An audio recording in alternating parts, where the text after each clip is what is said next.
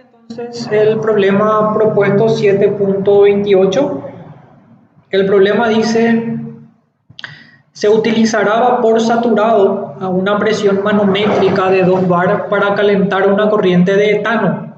Este último entra a un intercambiador de calor a 16 grados Celsius y presión manométrica de 1,5 bar a razón de 795 metros cúbicos por minuto y se calienta a presión constante hasta 93 grados Celsius. Quiere decir que la presión manométrica de 1,5 es la misma en la entrada y la salida. El vapor se condensa y sale del intercambiador como líquido A27. Si se condensa, quiere decir que lo que vamos a tener es más o menos en condición de líquido a la presión de 2 bar, que es la presión a la cual el vapor condensa, a la temperatura de 27 a la salida. La entalpía específica del etano a la presión dada es de 941 kJ por kilogramo a 16 grados y de 1073 kJ por kilogramo a 93 grados. En este caso, entonces, ya tenemos como dato las entalpías de entrada y salida para el etano. Tendríamos que solamente calcular las entalpías correspondientes para el agua si es que fuese necesario. La primera pregunta dice, ¿cuánta energía en kilowatt se debe transferir al etano para calentarlo de 16 grados a 93 grados? Entonces, vamos a ir respondiendo cada una de las preguntas por parte y vamos a plantear primeramente nuestro pequeño diagrama de flujo para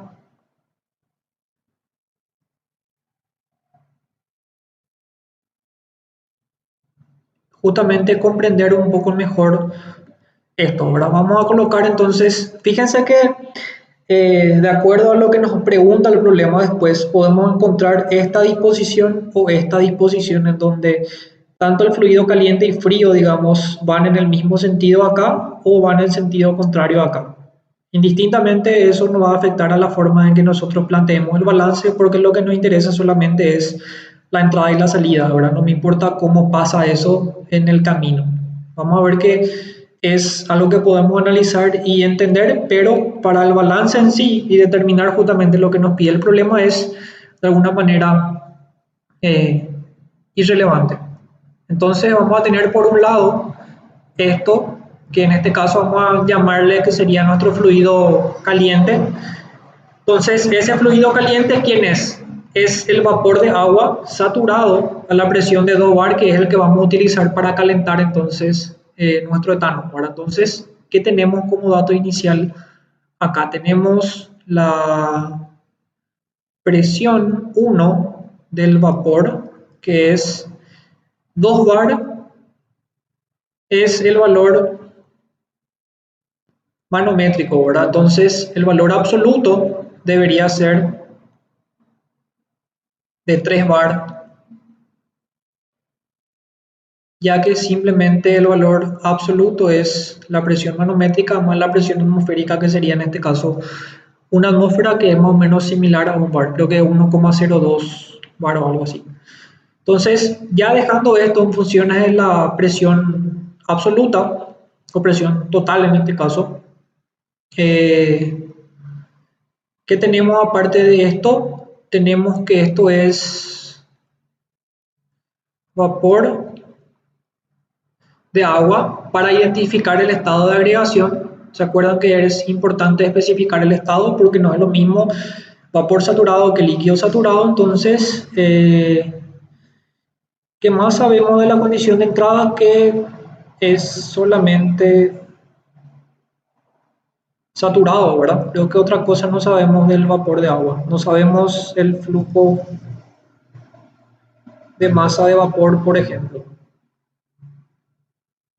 Vamos a colocar esto acá arriba. M de vapor es algo desconocido. Creo que hasta el momento no sabemos eso, ¿verdad? Bueno, ¿y qué tenemos a la salida de ese vapor de agua? A la salida, el vapor de agua dice que se condensa y sale como un líquido A27. Entonces, lo que tenemos acá es líquido, la temperatura 2 del vapor. El vapor inicialmente, temperatura 2 es de 27 y después la presión 2 del vapor tiene que ser igual a la presión del vapor 1, ya que normalmente, como sabrán, por termodinámica, los cambios de fase normalmente ocurren a presión eh, y temperatura constante, ¿verdad? Entonces, en este caso, la presión probablemente se mantenga entre lo que es la entrada y la salida. Entonces, lo que puede ocurrir es que esa temperatura de 27 corresponda a un líquido saturado, o si es que es menor que la temperatura de saturación a la presión de 3 bar, va a ser un líquido subenfriado, ¿verdad? Entonces, por un lado tenemos esto para el vapor de agua. Vamos a llevar esto arriba. Esto sería P2 del vapor igual a P1 del vapor.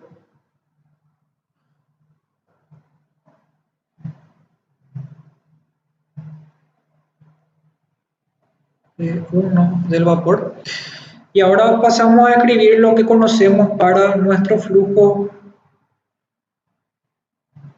de etano, que sería nuestro flujo frío, ¿verdad?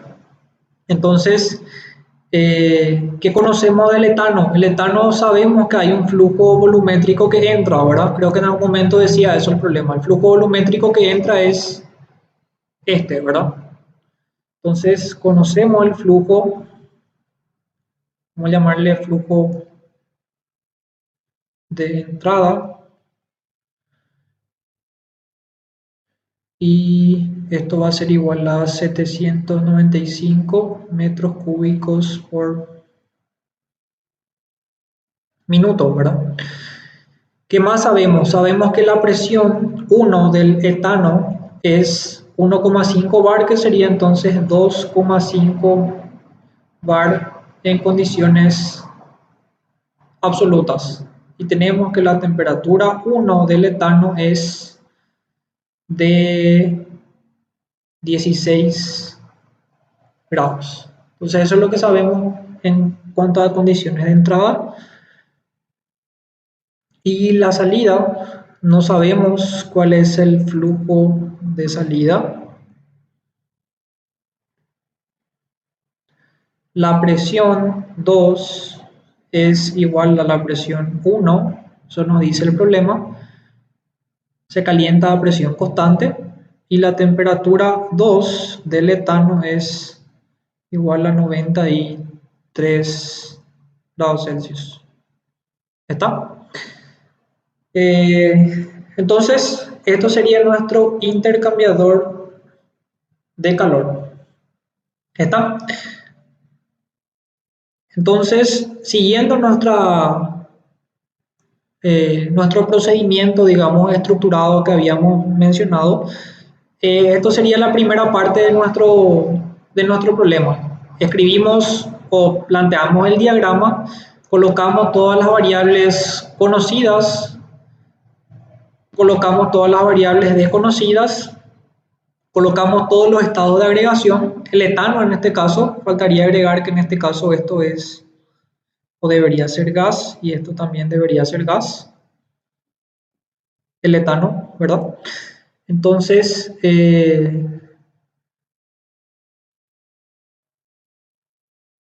¿qué nos faltaría? Nos faltaría ahora plantear el análisis de grado de libertad para a partir de ahí determinar si es que podemos o no resolver nuestro problema, ¿verdad? Entonces,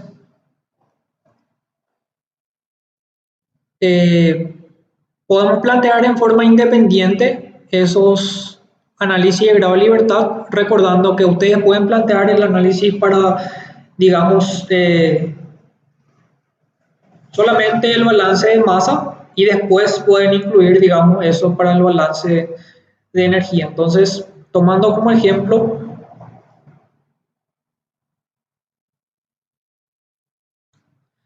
vamos a plantear lo que sería el análisis de grado de libertad, en donde tendríamos lo siguiente: tenemos una sola unidad y tendríamos que ver cuáles serían las incógnitas de nuestro sistema.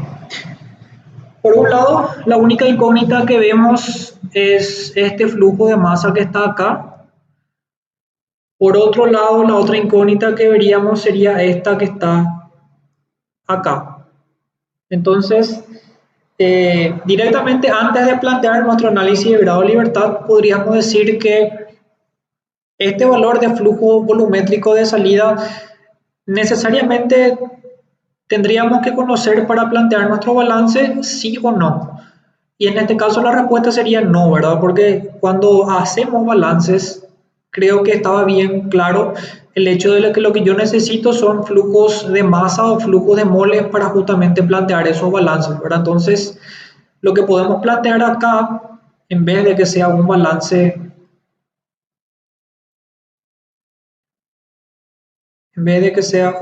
esto era presión, ¿verdad? Tenemos presión 2 del etano era igual a la presión 1 del etano. Lo que podemos plantear es el flujo de masa del etano, en este caso, como una incógnita.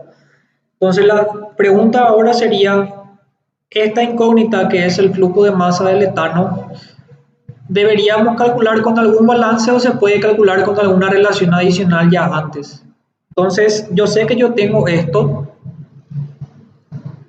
Entonces, si yo utilizo datos de propiedades a las condiciones de temperatura y presión que yo tengo en la entrada, mediante estas condiciones de temperatura y presión y por ejemplo la ecuación de los gases ideales o mediante alguna tabla de datos, puedo conocer la densidad del etano. Si conozco la densidad, entonces mediante la relación entre el flujo volumétrico y el flujo másico, podría calcular justamente ese flujo másico desconocido a la entrada, que por definición debería ser igual a ese flujo másico a la salida, ¿verdad? Porque no hay forma de que el etano cambie su masa sino, o sea que en este caso simplemente se está calentando, ¿verdad? Entonces no hay forma de que haya variaciones de masa para cualquiera de los dos. Entonces, dependiendo de eso, ustedes pueden plantear el análisis de grado de libertad de distintas maneras. Ahora, entonces, por ejemplo, número de incógnitas, podemos colocar las dos incógnitas que tenemos. Podemos colocar las dos incógnitas que serían la MB y la ME menos la cantidad o las cantidades de ecuaciones o relaciones adicionales o especificaciones que tendríamos para poder justamente hacer esto. Entonces, uno de ellos ya sabemos que va a ser nuestro balance de energía. No tenemos ningún balance de masa que podemos hacer, ¿verdad? ¿Por qué? Porque el balance de masa es entrada igual a salida para ambos casos, ¿verdad? Entonces, no va a aportar ninguna información para cada cosa, ¿verdad? Entonces, no tiene sentido, o el balance de masa no va a ser una ecuación independiente a todo lo que tengamos acá. Y lo que podríamos restarle acá sería nuestra especificación, que sería básicamente el hecho de conocer esto que está acá. Entonces, esto sería igual a 0, ¿verdad? Por un lado, esa sería una forma de poder plantear esto. Por otro lado, podemos plantear directamente que es una incógnita, que es solamente el flujo del vapor menos un balance de energía, y esto también daría igual a 0. ¿Cuál es la diferencia? Que en este caso ya no voy a estar considerando esto como una incógnita y es como que esté haciendo ya este cálculo como un cálculo auxiliar y ya esté colocando esto en el diagrama. Entonces, si hicieron eso, entonces lo que van a tener es directamente el valor del flujo de masa del etano acá, que va a ser diferente, o sea que ya va a ser un valor conocido, entonces no va a ser una incógnita que no le van a restar acá, y tampoco van a necesitar restar esa relación adicional como por ejemplo la densidad o la ecuación de gases ideales, ¿verdad? Por un lado sería eso. Otra cuestión que puede encontrarse con respecto al enunciado del problema, fíjense que el problema dentro de lo que es el enunciado en ningún momento me aclara si es que, por ejemplo, hay transferencia de calor entre nuestro sistema, que sería todo esto, con los alrededores. Entiéndanse los alrededores, el medio externo que le rodea, digamos, a este equipo que es el intercambiador de calor. Yo sé que hay una transferencia de calor entre el vapor del agua y el etano, que es lo que ocurre en el intercambiador de calor, pero yo no sé si es que todo ese vapor de agua transfiere todo ese calor al etano o solamente una parte y el resto se pierde, digamos, como pérdida de calor hacia los alrededores, ¿verdad? Entonces, si no conocemos eso o si asumimos que existe una pérdida, deberíamos considerar acá un valor de Q de salida, que sería una incógnita adicional, ¿verdad? Entonces, si consideramos esa Q como incógnita adicional, sería una incógnita adicional que tendríamos acá, pero ya no tendríamos ningún tipo de balance o ningún tipo de información adicional para poder resolver eso, ¿verdad? Quiere decir que si la pregunta es esa, es determinar tanto el flujo de masa como el flujo de calor que se está perdiendo, es un problema que no podríamos resolver en las condiciones que tenemos ahora mismo esto acá. ¿Está? Entonces, por lo pronto lo que hacemos es asumir que esto, o podemos definir para que sea claro, que el flujo de salida o de entrada, digamos un calor Q más, para no confundir, va a ser igual a cero. Esto normalmente creo que es lo que conocen como que el sistema sea adiabático, ¿verdad? No hay transferencia de calor entre nuestro sistema con los alrededores, toda la transferencia de calor se da entre los propios sistemas como tenemos acá. ¿Sí? Bueno, eh, entonces el análisis de grado de libertad me da la información necesaria para definir que las variables que yo tengo, que es solamente, por ejemplo, el flujo de masa de vapor y el flujo de masa de etano, sí se van a poder calcular mediante los balances de energía y la especificación o relación adicional que tengamos con respecto a la densidad, ¿verdad? Entonces, eh, respondiendo a nuestra primera pregunta, la primera pregunta, fíjense que dice cuánta energía en kilowatt se debe transferir al etano para calentarlo de 16 a 93 grados Celsius. Esta pregunta ni siquiera corresponde a ninguna de las incógnitas que nosotros marcamos acá, ¿verdad? Y eso afecta o no a nuestro análisis de grado de libertad. Estrictamente no afecta, ¿verdad? Porque lo que nos está preguntando, ¿qué es? A mí me está preguntando que yo tengo que este flujo que está acá, al final lo que va a estar haciendo es transferir calor desde lo que sería este flujo caliente hasta este flujo frío, ¿verdad? Entonces, acá hay una transferencia de calor, un flujo de entrada, digamos, del etano, que es el que va a estar absorbiendo esa cantidad de calor de nuestro vapor de agua. Pero esa cantidad de calor de entrada no sale de este sistema, por eso nos representa una incógnita a la hora de plantear esto como un análisis de grado de libertad. Eso es lo que creo que se debería aclarar y entender en este caso, que la pregunta de nuestro problema no corresponde a ninguna incógnita global de nuestro sistema, de nuestro diagrama, por la manera en que justamente estamos considerando esto y estamos asumiendo que no existen justamente esas pérdidas de calor. Entonces, ¿qué es lo que me pide calcular? Me pide calcular esa energía que se debe transferir al etano. Entonces, la energía que se debe transferir al etano es fácilmente lo mismo que la energía que el etano en este caso está absorbiendo, ¿verdad? O sea, si yo tengo que de alguna manera el vapor libera una cantidad de calor, esa misma cantidad de calor que el vapor libera cuando se condensa es la cantidad de calor que el etano está absorbiendo en este caso para calentarse desde 16 a 93, ¿verdad? Entonces, lo único que me pide y que sí podemos calcular es ese cambio de entalpía del etano, que debería ser igual a la cantidad de calor en este caso que libera el vapor, ¿verdad? Entonces, respondiendo la pregunta A, el,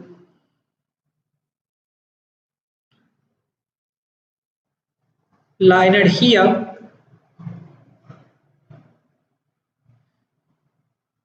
que se debe transferir al etano es simplemente el calor de entrada, y vamos a especificar y vamos a decir que sea el calor de entrada del etano. Y esto va a ser igual a ¿qué? Va a ser simplemente igual a el delta H del etano. Esto es simplemente igual al flujo de masa de etano por H2 del etano menos H1 del etano. ¿Está?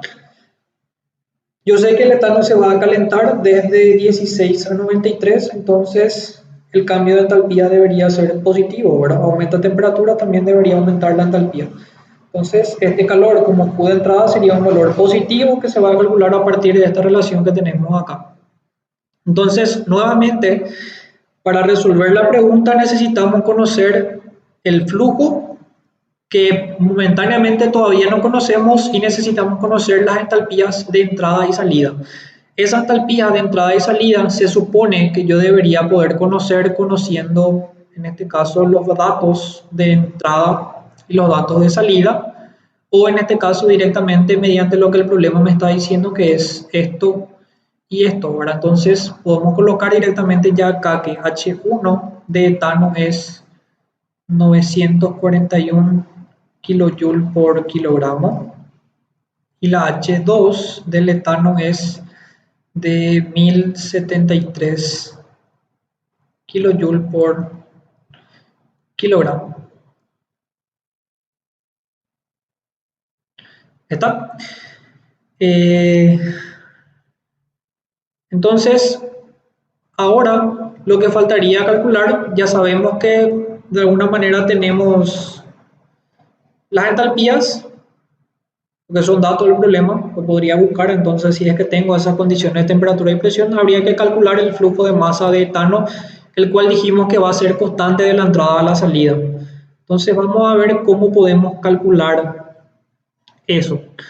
Vamos a calcular entonces el flujo de M de etano. ¿Cómo vamos a calcular eso? Y vamos a plantear dos formas de poder evaluar eso. La primera, asumiendo que el metano en las condiciones de entrada se comporta como un gas ideal. ¿Cuáles son las condiciones de entrada del etano? Y es de 2,5 bar, que es una presión relativamente baja, y a una temperatura de 16, que también es una temperatura relativamente baja. Ahora, entonces, no habría problema en considerar que el etano en las condiciones de presión y temperatura de entrada se comporta como un gas ideal. No habría problema con eso. Entonces, si esto es válido, quiere decir que yo tendría que esta ecuación de gas ideal es válida, ¿verdad? Entonces, esto podemos reordenar. Esto sería flujo, para que tengamos bien aclarado esto. Esto sería el flujo, que sería el flujo másico sobre el peso molecular por R por T1. Y acá nos quedaría simplemente despejar el valor de M, ¿verdad? Entonces, despejando ese valor de M, vamos a tener que eso va a ser igual a P1 por V1 por el peso molecular dividido entre R y T1. Entonces, esto sería nuestra masa de etano. ¿Está? Esta sería la primera forma, ¿verdad? Que sería la parte, digamos, un poco más, o la forma un poco más arquiel, ¿verdad? Que sería utilizar esta ecuación. ¿Cuál va a ser la dificultad de utilizar esta ecuación? Y básicamente las unidades de medida, que en este caso, si yo quiero que este flujo de masa esté en unidades del sistema internacional, que es kilogramos, entonces kilogramos por segundo, tengo que usar necesariamente los valores de presión en pascal, el flujo volumétrico en metros cúbicos por segundo, el peso molecular debería estar en kilogramos por mol, y el valor de R debe estar en Joule mol Kelvin, y la temperatura debe estar en Kelvin para que esto sea dimensionalmente correcto. O sea que podemos colocar las los valores que van a tener, digamos, eso. La presión era de 2,5. Vamos a tener que la presión es de 2,5. Esto está en bar y hay que cambiar entonces a pascal, que sería simplemente multiplicar esto por 10 a la quinta. Esto multiplicamos por el flujo volumétrico. El flujo volumétrico era de 795, ¿verdad? Es 795 y esto estaba en metros cúbicos por hora, ¿verdad? Entonces, o metros cúbicos por minuto. Entonces, para pasar de metros cúbicos por minuto a metros cúbicos por segundo, que es lo que querríamos, simplemente habría que, esto sería multiplicar por un minuto sobre 60 segundos o dividido básicamente 60, ¿verdad? Entonces, hacemos eso. Esto debería ser entonces dividido 60. Entonces, el volumen por el peso molecular. El peso molecular del etano, que sería C2H6, ¿verdad? El carbono sería 12 por 2, 24 más 6 sería 30, ¿verdad? Entonces, esto sería 30, que si hablamos del peso molecular normalmente está en gramos por mol, entonces debería ser 30 por 10 a la menos 3 para que esto sea realmente kilogramos por mol. Y todo esto dividimos entre R, que debería ser 8,314. Esto corresponde a Joule mol Kelvin o kilojoule kilomol Kelvin. En este caso tenemos mol acá, entonces sería Joule mol, Joule para que sea sistema internacional también. Y la temperatura es de 16, creo que era. Entonces tenemos 16 más 2,73. Entonces ese sería nuestro flujo másico de etano calculado a partir de nuestra ecuación de gas ideal. ¿Está? Eso lo vamos a llevar a ese ahora después para justamente verificar de las dos formas, digamos, ese cálculo. La segunda forma de poder calcular esto es simplemente conociendo la densidad del etano.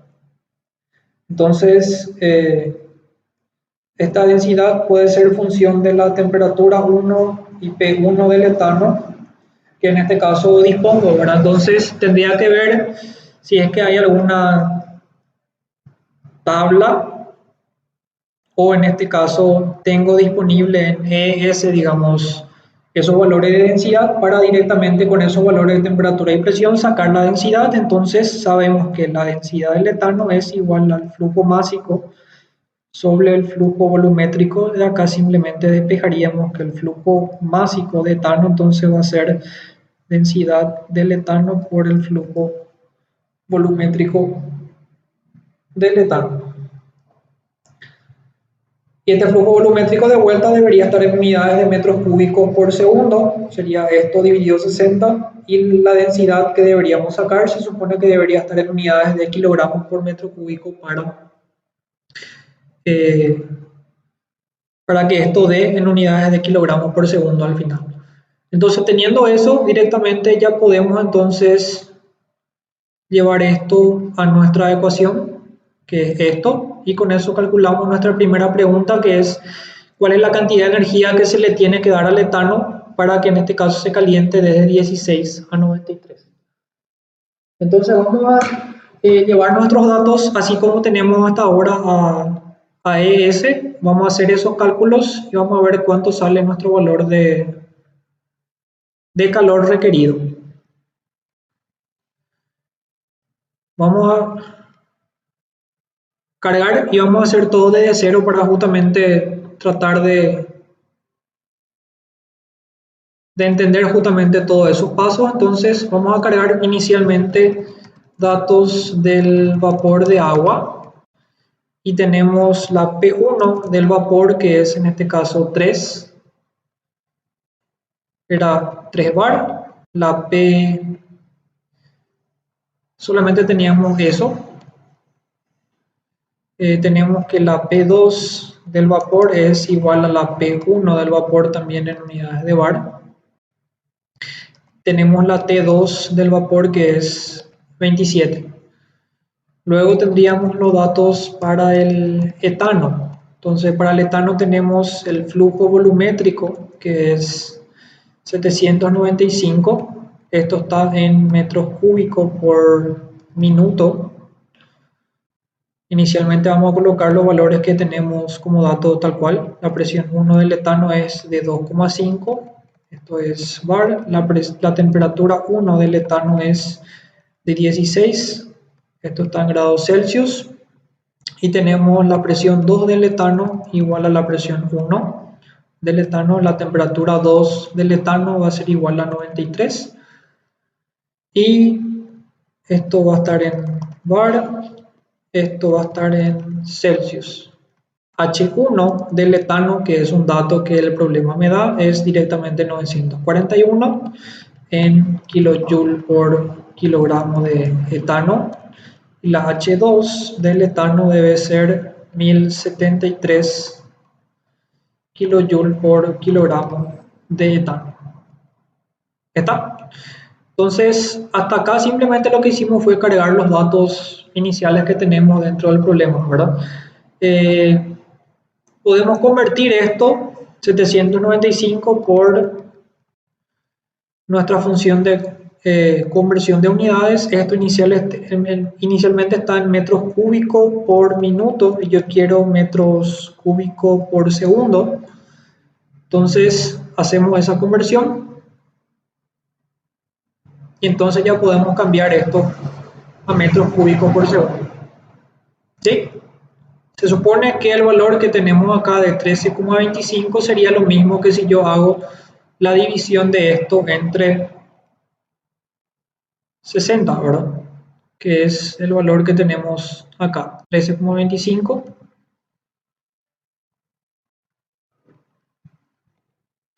13,25, ¿está? Entonces, da igual la manera que ustedes quieran utilizar esto para la conversión.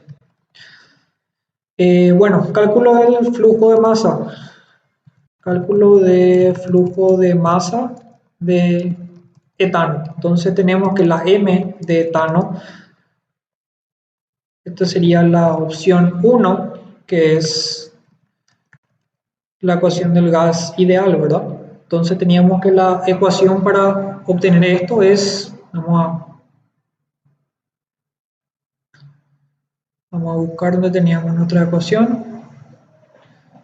Es básicamente esta que está acá, entonces vamos a tener que es P1 del etano, eso está en bar, entonces dijimos que convertimos a pascal. Esto sería entonces la presión 1 del etano, pero en unidades unidades del sistema internacional. Esto por el volumen, por el peso molecular que dijimos era 30 por 10 a la menos 3. Y todo esto es dividido el valor de R, que era 8.314, por la temperatura, que era 16 más 273. Entonces verificamos, es esta expresión que está acá, que básicamente es la P1E, que es 2,5 por 10 a la quinta, por el valor de B, que ya está esta operación efectuada. Esto sería el peso molecular expresado en kilogramos por mol, el 8.314, y nuestra temperatura en Kelvin. Resolvemos esto entonces y esto nos da un flujo de masa de 41,36 kilogramos por segundo. Vamos a calcular entonces con la opción 2, que es conociendo la densidad. Entonces, conociendo la densidad del etano, que es ρ, bueno, le llamamos ahora mismo ρ, ¿verdad? Vemos si dentro de nuestras tablas de datos de propiedades tenemos densidad. Entonces buscamos, tenemos densidad acá. ¿Tenemos etano? Sí, dijimos que tenemos etano. Ahora dijimos que independientemente si conocemos o consideramos gas ideal o no, en este caso vamos a ver que conociendo el gas real como tal, ya que conozco la temperatura y presión, entonces Nuestras temperaturas serían la temperatura 1 del etano y la presión 1 del etano. Lo que hay que verificar nuevamente es que las unidades del sistema que yo estoy utilizando en este caso corresponden a las temperaturas y presión que yo le estoy pasando como parámetro a esta función de densidad. T1E debería estar en Celsius, que es lo que tenemos acá, y la P1 en E debería estar en bar, que es lo que también tenemos acá. La unidad está en unidades de masa, entonces esto me debería dar unidades de volumen por unidad, unidad de masa por unidad de volumen. Y entonces calculamos la masa de etano 2 para distinguir, o nuestro valor, mejor dicho, de la densidad del etano es simplemente la masa de etano 2 dividido el volumen. Vemos la ecuación. Con esta expresión simplemente sacamos ese valor de densidad, conociendo, digamos, el gas real, pero en este caso vamos a ver que como la suposición de gas ideal es válida, entonces este valor de densidad tampoco va a ser muy diferente que la densidad del gas ideal. Y esta es nuestra ecuación para calcular nuestro flujo, ¿verdad? Para despejar de ahí. Entonces, al resolver esto, vemos que nuestra masa de E2 es ligeramente diferente a lo que teníamos previamente, pero no hay mucha diferencia entre esos valores calculados. ¿Cuál es la diferencia principal? Y probablemente la dificultad a la hora de, por un lado, aplicar esta ecuación con todas las unidades de medida correctas, en vez de directamente hacer esto con la densidad como tenemos acá, ¿verdad? Entonces, siempre y cuando tengamos disponible alguna información en alguna tabla o en algún programa como ese, creo que sería más fácil hacer esto. Si es que no, sabemos que en este caso podemos recurrir también a esto. Para hacer simplemente una prueba podemos modificar esto, y se acuerdan que para que yo pueda considerar las propiedades de esa sustancia como un gas ideal, tengo que colocar la fórmula molecular. Entonces, si hacemos eso,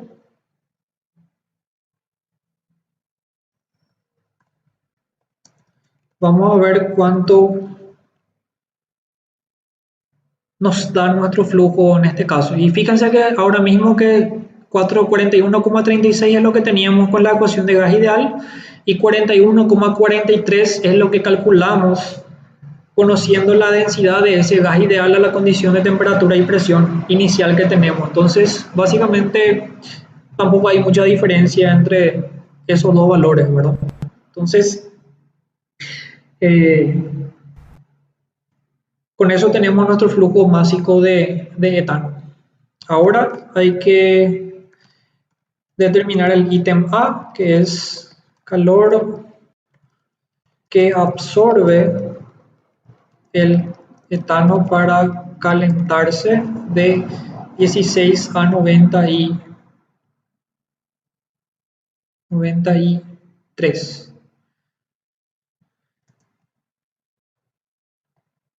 93 grados Celsius. Ahí está. Entonces, directamente aplicamos la ecuación del balance que tenemos, ¿verdad? Entonces, directamente nuestro Q de entrada dijimos que va a ser igual a la masa de etano. Acá directamente ya podemos usar cualquiera de los dos, ¿verdad? Masa de E o masa de E2, que les parezca mejor, por H2 de etano menos H1 de etano. Comparamos o miramos nuestra ecuación, tenemos que el calor de entrada es lo que quiero despejar de esta ecuación. La masa de etano es lo que ya calculamos previamente acá, de cualquiera de las dos formas. El valor de H2E y H1E se supone que ya están cargados acá, entonces al resolver esto obtenemos nuestra primera respuesta, que es básicamente esta. ¿Y esto en qué unidades está? Y básicamente si tenemos que esto está en kilogramos por segundo y esto está en kilojoule por kilogramo, entonces nuestro flujo de calor de entrada va a estar en unidades de kilojoule por segundo o kilowatt, que es lo que podríamos colocar acá. Entonces esta sería nuestra primera respuesta. ¿Está? Entonces, con eso resolvemos nuestro ítem A. Vemos cuál es nuestra siguiente pregunta. Entonces, la siguiente pregunta dice, suponiendo que toda la energía transferida del vapor se emplee para calentar etano, ¿a qué velocidad en kilogramos por segundo se debe suministrar vapor? Debería ser esto. Esto debería ser vapor al intercambiador. O sea, lo que me está pidiendo justamente para la pregunta B es esto que habíamos marcado. Esto es esto. Es nuestra incógnita que habíamos marcado, ¿verdad? ¿Sí? Entonces, para calcular esa incógnita, según nuestro análisis de grado de libertad, definimos que esa incógnita podíamos calcular a partir de un balance de energía de nuestro proceso. Y vuelvo a recalcar, ese balance de energía no va a ser específico para ninguno de los componentes, sino que va a ser un balance de energía global. ¿Está? ¿Cuál es la suposición que nos pide que hagamos? Suponiendo que toda la energía transferida del vapor se emplee para calentar etano. Eso quiere decir que justamente es esto, que nuestro sistema es adiabático y no hay transferencia de calor entre lo que es esto con los alrededores. Solamente hay transferencia entre cada uno de los fluidos entre sí. ¿Está? Entonces vamos a plantear nuestro balance de energía global de la siguiente manera. Balance de energía sería entonces, expresando de manera general, inicialmente sería delta H más delta energía cinética más delta energía potencial igual a calor más trabajo. Todo esto expresado como valores de flujo. No tenemos cambio de energía cinética porque no hay variaciones de área, digamos, en las entradas y salidas del intercambiador. No tenemos variaciones de energía potencial o son despreciables. No hay trabajo sub S o trabajo de flecha porque no hay ningún tipo de pistón, no hay ningún tipo de eje de alguna turbina, de alguna bomba. Entonces también va a ser cero esto. Y esto es lo que el problema me dice que suponga. Esta es la suposición que el problema me dice que hagamos. Entonces, asumimos que el valor del calor es cero. Quiere decir que el sistema es adiabático, ¿verdad? Entonces, eso nos queda a que el delta H sea igual a cero. ¿Y esto cómo se expresa? Y se expresa básicamente como la sumatoria de los flujos de salida por H de salida menos la sumatoria de los flujos de entrada por H de entrada, y esto va a ser igual a cero. Entonces tenemos que ver cuáles son todos los flujos de entrada y salida que tenemos en el proceso. Y básicamente, ¿qué tenemos? Tenemos masa de etano a la salida, que es igual a la entrada y la salida, no importa eso. Entonces tenemos masa de etano por H2 de etano y tenemos masa del vapor por H2 del vapor. Menos, tenemos entonces la masa del etano por la H1 del etano más la masa del vapor por la H1 de ese vapor, y eso es igual a cero. Entonces, ¿qué es lo que queríamos calcular con esta expresión, con este balance? Quiero calcular esto, que es el flujo de masa de vapor necesario, suponiendo que en este caso no hay pérdidas de calor hacia los alrededores. Entonces, para eso necesito conocer esto que ya conozco, que es directamente del etano que me da el problema, y necesitaríamos conocer ahora esto y esto. La pregunta es entonces, ¿podemos conocer esos valores de H2 y de H1? Sí podríamos conocer. ¿Por qué? Porque si miramos nuestro diagrama, sabemos las condiciones de entrada y salida y los estados de agregación que tenemos en cada una de esas etapas. En la entrada tenemos que es vapor de agua a 3 bar y eso está saturado, y a la salida tenemos que la presión es igual a la presión 1 y la temperatura. Entonces tenemos presión y temperatura a la salida, y a la entrada lo que tenemos es básicamente la presión y la calidad. La calidad hace rato habíamos expresado que representaba la cantidad de una mezcla, en este caso que teníamos en una mezcla líquido-vapor, ¿verdad? Entonces la calidad me da un indicativo de la cantidad de vapor que yo tenga. Entonces en este caso, si queremos ser estrictos, esto debería ser correspondiente a un valor de X1 del vapor que sea igual a 1. Vamos a ver cómo justamente utilizar esto ahora para sacar esos valores de entalpía desconocidos en ES. ¿Sí? Bueno, volvemos a ES entonces, y lo que vamos a hacer es cálculo de entalpías para el vapor de agua. Entonces yo quiero H1 del vapor, y esa H1 del vapor va a ser igual a ¿qué? Va a ser igual a la función de entalpía para, a la entrada yo sé que estoy tratando con un vapor de agua, y cuáles son las condiciones. Tengo la presión, que es la presión 1 del vapor, pero yo no tengo esta temperatura, que es la temperatura 1 o la temperatura de saturación. Entonces, ¿qué se puede hacer? ES tiene la posibilidad en este caso de colocar dos variables termodinámicas independientes cualesquiera que yo tenga acá. Entonces, esto podemos modificar y colocar como variable intensiva el valor de justamente nuestra calidad, que es X igual a 1. Entonces, para anotar y para que quede bien esto claro acá, X1 del vapor igual a 1 indicaría que hay solamente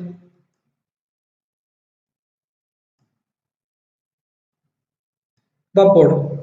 Entonces, si yo digo que hay solamente vapor y ese vapor está a una presión que corresponde a la presión en condiciones de saturación, me va a calcular la entalpía correspondiente para el vapor saturado a esa presión. Si en cambio tenemos que X1 del vapor es igual a 0, esto simplemente indicaría que estamos hablando de líquido saturado. Y si tengo un valor intermedio entre 0 y 1, voy a tener una mezcla líquido-vapor, que es lo que me va a estar calculando ES. Entonces, calculamos esto así tal cual. ¿Y qué observaríamos? Observaríamos que el valor de H1 del vapor es este valor que está acá. Vamos a ver que también podemos hacer otra cosa para ir jugando y viendo un poco con esto. Por un lado, podemos calcular la temperatura 1 de saturación del vapor, temperatura 1B de saturación, mediante la función T de saturación que tenemos acá para el vapor. Entonces, la temperatura de saturación es dependiente solamente de la presión, quiere decir que para esta presión de P1B va a haber una sola temperatura de saturación, que en este caso es esta, de 133,5. Entonces, podemos ver qué pasaría si calculo una H1 del vapor 2 en función a estos valores. Acá, conociendo la temperatura, que sería la temperatura 1 del vapor de saturación, y la misma presión que está acá. Entonces, resolvemos esto y vemos, el resultado sería esto. Entonces, fíjense que en principio hay un error en el cálculo que está haciendo ES ahora mismo para justamente estimar esa propiedad del vapor saturado en esas condiciones. Básicamente él está considerando que esta entalpía que acabamos de calcular ahora a partir de estas condiciones no es en realidad la entalpía del vapor. Creo que sería conveniente que ustedes justamente hagan corroboren eso, y deberían comprobar que este valor de 561 debería ser, digamos, similar en este caso a la entalpía del líquido saturado, en todo caso, a estas condiciones de presión y temperatura que tenemos calculados acá. Entonces, una recomendación que normalmente hacemos cuando quieren trabajar justamente con ES y calcular este tipo de propiedades Siempre y cuando quieren calcular propiedades, ya sea de vapor saturado o de líquido saturado, lo ideal es siempre considerar una de esas variables intensivas, el valor de esa calidad, sabiendo que si es vapor saturado va a ser X igual a 1 y si es X igual a 0 correspondería a un líquido saturado. Normalmente esto no es recomendable, digamos, a la hora de evaluar. ¿Por qué? Porque directamente no sé cómo se hace esos cálculos y efectivamente hay algún problema en el procedimiento que él tiene, por eso no llega a entender completamente que la información correspondiente a esa presión y temperatura de saturación que sacamos corresponde realmente a un vapor y no a un líquido. ¿Está? Entonces, esta sería la manera, en este caso, adecuada, que es la que pueden comparar con el dato de la tabla, digamos, termodinámica de datos que van a sacar ustedes para hacer la prueba de comparación. Y la H2 del vapor es la que va a corresponder a estas condiciones, ¿verdad? A la misma presión, que sería la presión 2 del vapor, y la temperatura, que sería la temperatura de 2 del vapor. Entonces resolvemos esto y vemos que es este el valor que nos da correspondiente para la temperatura, para la entalpía del líquido. Fíjense que existe mucha diferencia entre los valores de entalpía que calculamos y eso es algo que también tienen que siempre tratar de atender y verificar. Normalmente las entalpías para lo que serían vapores saturados sobrecalentados normalmente siempre están del orden de, en este caso, de miles, como en este caso 2700. Sin embargo, cuando hablamos de líquidos, ya sea comprimidos o saturados, normalmente esos valores están por el orden de en este caso que son cientos, ¿verdad? Entonces, una forma de poder verificar si es que el resultado tiene sentido lógico, por lo menos es justamente ver esos valores de entalpía para saber si es que tiene sentido esto que estamos calculando con ENIACE. ¿Está? Bueno, entonces, conociendo estos valores de entalpía, podemos volver a nuestro balance. Volvemos a nuestro balance y ¿qué teníamos que plantear? Teníamos que plantear esto, ¿verdad? Entonces, vamos a escribir esto tal cual, como tenemos acá. Entonces, balance de energía, esto sería nuestro ítem B, balance de energía para determinar el flujo de masa de vapor. Y nuestro balance va a ser entonces masa de etano por H2 de etano más MB, que es nuestra incógnita, por H2B, menos la suma que es ME por H1E más MB por H1B. Y eso es igual a 0. Verificamos nuestra ecuación, es esto, m por H2, m por H2B y esta suma, me por H1E más mb por H1B. Resolvemos entonces esto y nuestro resultado es esto, ¿verdad? Que está en unidades de kilogramos por segundo y le pintamos con un colorcito diferente para que se entienda que es nuestro siguiente ítem. Entonces, el flujo de masa necesario de vapor para que justamente nuestro etano se caliente desde 16 hasta 93 es de 2,09 kilogramos por segundo. Eso es lo que logramos calcular mediante nuestro balance de energía que tenemos acá. Pero con eso no está respondido por completo nuestra pregunta, porque si nos fijamos, por un lado, sí respondimos la primera parte, que es a qué velocidad en kilogramos por segundo se debe suministrar vapor a la velocidad de 2,0 algo kilogramos por segundo. Ahora, si la suposición es incorrecta, ¿será demasiado alto o demasiado bajo el valor calculado? El valor calculado se refiere justamente a este valor del flujo másico que estamos calculando ahora. Entonces, ¿Cuál es la suposición que hicimos para poder plantear nuestro balance? La suposición que hicimos fue definir el sistema como adiabático, ¿verdad? Entonces, la pregunta es, si ahora mismo esta suposición que tenemos acá no se cumple o no hago esa suposición, entiéndase que entonces voy a agregar un valor de Q de salida, por ejemplo. Entonces, ¿qué pasaría con el flujo de masa que yo voy a tener? ¿Va a aumentar ese flujo de masa o va a disminuir ese flujo de masa? Y básicamente podemos eh, responder esto mediante dos formas. La primera sería el sentido lógico de nuestro sistema, ¿verdad? Entiéndase que lo que estamos haciendo es calentar el etano utilizando el flujo de vapor. Si hay pérdida de calor, entiéndase que esto es diferente de cero. Si hay pérdida de calor, quiere decir que no todo el calor que el vapor está liberando al condensarse va a transferir al etano.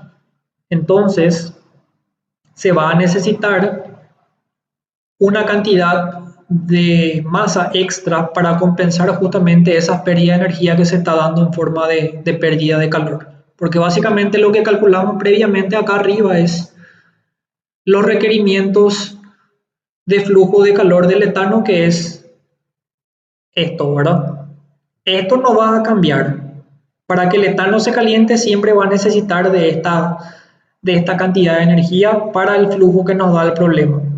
¿Qué es lo que yo puedo variar? Lo que yo puedo variar es lo que tengo para el agua. Entonces vamos a reordenar un poquitito esto acá y vamos a dejar que esto sería M del etano y esto sería básicamente H2 del etano menos H1 del etano más M del vapor y esto sería H2 del vapor menos H1 del vapor y esto sería igual a cero, ¿verdad? O de otro modo, M por delta H del etano más mb por el delta H del vapor es igual a cero. O m esto igual a menos esto. Entonces, esta cantidad que está acá es la cantidad fija que calculamos en el ítem A. Esto no va a cambiar. Entonces, ¿qué es lo que sí va a cambiar dependiendo de las condiciones que yo tenga? Va a cambiar lo que tengo de este lado. ¿Qué es lo que yo tengo de este lado? Tengo por un lado este término y tengo este término. Entonces, si de alguna manera tengo una cantidad o una pérdida de calor, quiere decir que necesariamente no todo este calor que estamos colocando acá va a ser el que se va a estar transfiriendo a nuestro etano que tenemos acá. Entonces, para compensar eso necesitamos aumentar el flujo de masa del vapor de agua que tenemos acá para hacer justamente frente a esas pérdidas. En este caso, haciendo comparación con el valor numérico, digamos que tenemos que es esto, ¿verdad?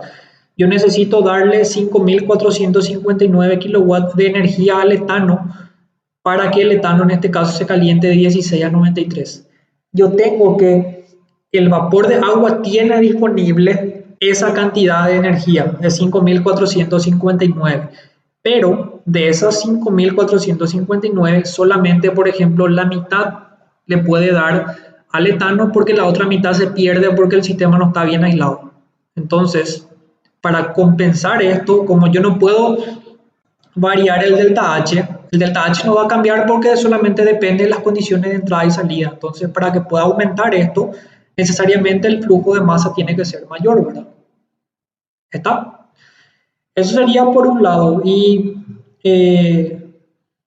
queriendo ser un poco más estrictos, nuestro balance, si queremos modificar, entonces estaríamos modificando desde esto a básicamente esto. Ahora tendríamos esto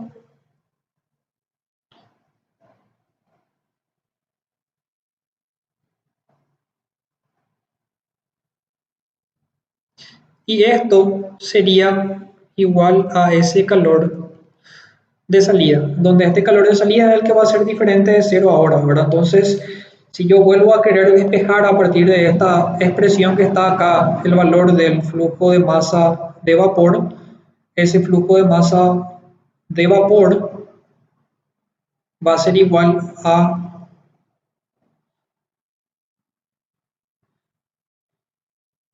el valor de Q de salida menos M del etano por el delta H del etano.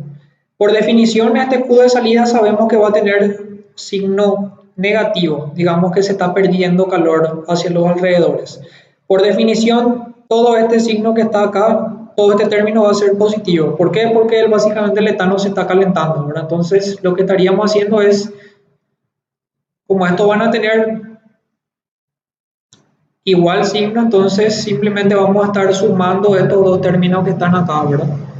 Si es que estoy sumando, digamos, un término adicional que sería básicamente esto a nuestro balance, quiere decir que el valor del flujo de masa va a también aumentar, ¿verdad? ¿Sí? Bueno, espero que con eso quede un poquitito más claro la respuesta a esa pregunta. Entonces, la respuesta corta de vuelta resumiendo sería, si yo no asumo que el sistema es adiabático, si asumo que hay pérdida de calor, entonces voy a necesitar un flujo de masa de vapor o de agua más alto o más elevado para que yo pueda suministrar esa cantidad de calor que el etano necesita para calentarse. ¿Está? Bueno, eh, pueden mirar de vuelta esta ecuación que está acá. Lo ideal sería, bueno, supongamos algún valor numérico a esto. Supongamos que esto es 10 kilowatts. Entonces vamos a tener que la masa del vapor va a ser igual a menos 10, menos, digamos que esto es 500, y todo esto sobre el delta H del vapor, ¿verdad? Entonces, si no tengo esto, el flujo de masa va a ser más chiquitito. Si tengo esto, el flujo de masa tiene que ser más grande, ¿verdad? Entonces, esa sería la respuesta rápida a partir de esto. ¿Está? Bueno, eh, esto debería ser negativo, ¿verdad? Para que sea consistente con esto que está acá, si no el flujo de masa va a ser negativo. Sabemos que el delta H para el vapor va a ser negativo porque está condensando y como vimos la entalpía del líquido es menor que la entalpía del vapor saturado o sobrecalentado en este caso. Y con eso está respondida entonces nuestra pregunta B, ¿verdad? Espero que hasta ahora esté lo suficientemente claro y se entienda. Cualquier duda y pregunta, como saben, pueden hacer a través del aula virtual. Vamos a tratar de responderles siempre lo más rápido que podamos. Bueno, y para ir terminando, entonces, la última pregunta, que es la pregunta C, me pide determinar, debe colocarse el intercambiador de calor de manera que el flujo vaya con la corriente o contra ella. Entonces,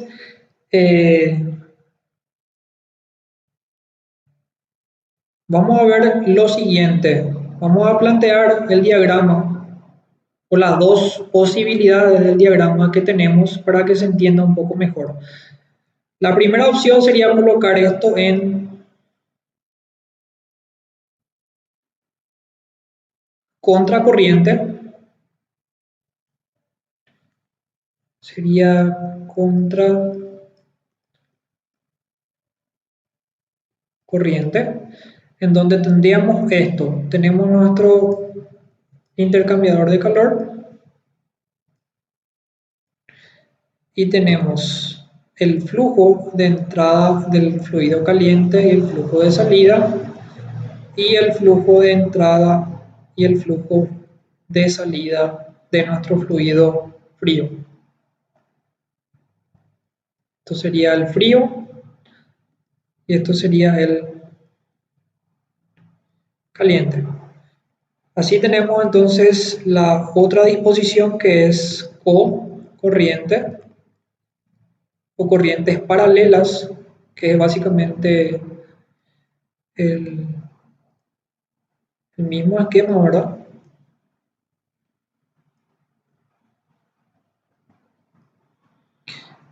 solamente que ahora tenemos que el flujo de entrada de nuestro fluido caliente y el fluido frío en este caso van en el mismo sentido. Esto era el fluido frío y esto era el fluido caliente. Entonces,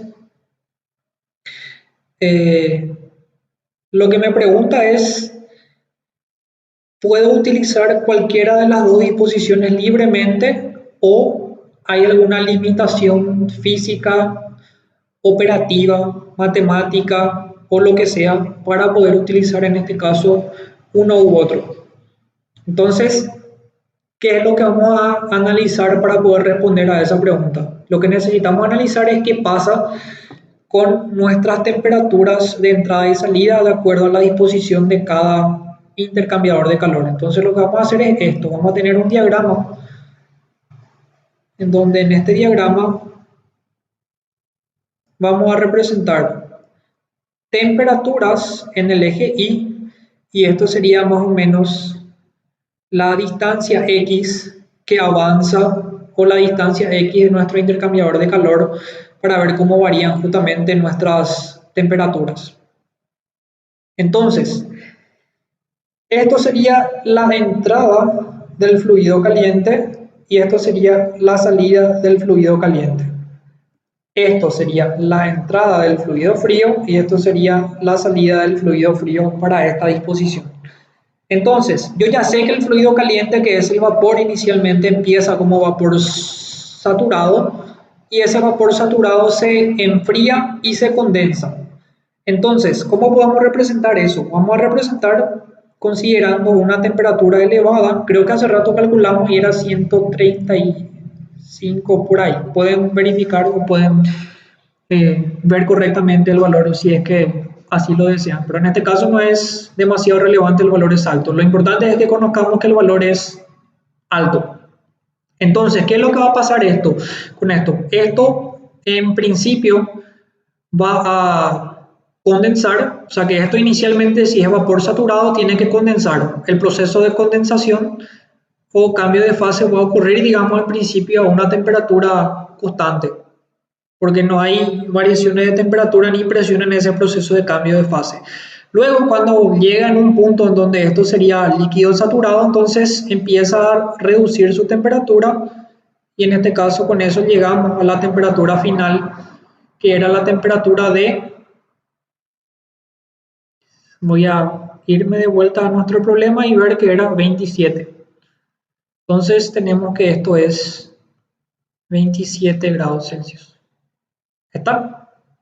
¿Se entiende esto? Ahora entonces hacemos lo mismo para nuestro etano. El etano entra acá. Para aclarar, entonces esto sería el 1, esto sería el 2, esto sería el 1 y esto que inicialmente entra está a 16 grados Celsius y esto se calienta hasta, digamos, en esta dirección hasta 96 o 93, creo que era 93. Bueno, lo que tenemos es esto que se observa acá. Esto permanece constante durante el proceso de cambio de fase, luego se enfría a líquido comprimido. Esto se calienta directamente entre 16 y 93. Entonces, lo que hay que ver acá es esto. Tenemos que la diferencia de temperatura en cualquiera de los puntos que yo analice acá es tal que siempre la temperatura del fluido caliente va a ser mayor que la temperatura del fluido frío. Eso se entiende, ¿verdad? Porque se supone que esto se va a mantener acá con 135 y esto como máximo llega a 93. Entonces en ningún momento esto sobrepasa el valor de 135 que tenemos acá. Sí sobrepasa el valor de 27, pero cuando esto llega a su temperatura mínima de 27, esto tiene la temperatura mínima de 16. Entonces también en este punto el caliente sigue siendo más caliente que el frío, ¿verdad? Entonces no hay ningún problema para el procedimiento de transferencia de calor que queremos en este diagrama. Lo que yo quiero es que el vapor condense y ceda calor al etano, y es lo que vamos visualizando acá con este gráfico que está. Vamos a ver qué pasa con el diagrama para nuestro sistema que está en cocorriente.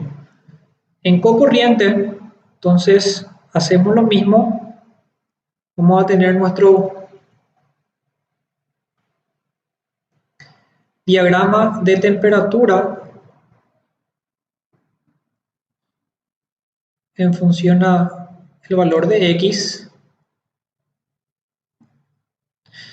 Y vamos a tener de vuelta que, por un lado, esto sería la entrada del caliente, la salida del caliente. Esto sería la entrada del frío y la salida del frío. Entonces tenemos los mismos valores que teníamos acá, ¿verdad? Entonces ahora mismo, entonces esto es el valor de 135, que es el valor de 1. Y el 135 ya dijimos que viene más o menos así y se enfría más o menos hasta acá, hasta 27. Es 2 para el caliente.